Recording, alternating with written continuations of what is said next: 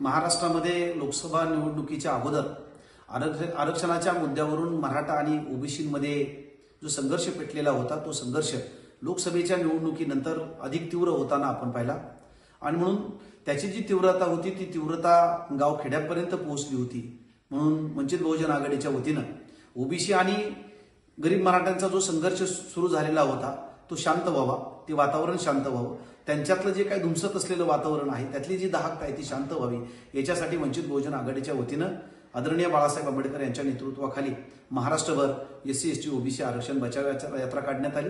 खरं म्हणजे हा जो संघर्ष आहे ओबीसी आणि गरीब मराठ्यांमधला तो राजकीय असू शकतो, परंतु तो सामाजिक संघर्ष असता कामा नये। कारण तो सामाजिक संघर्ष गावखेड्यांमधला सामाजिक संघर्ष हा फुले शाहू आंबेडकरी विचाराच्या महाराष्ट्राला पुरोगामी महाराष्ट्राला पुरवणारा नाही आणि म्हणून ही आरक्षण यात्रा काढण्यात आली। या आरक्षणामुळे आज आपण पाहतोय की गावखेड्यांमधला जो ओबीसी आणि गरीब मराठा यांच्यातला जो संघर्ष आहे तो पूर्णपणे निवळला आहे, शांत झालेला आहे।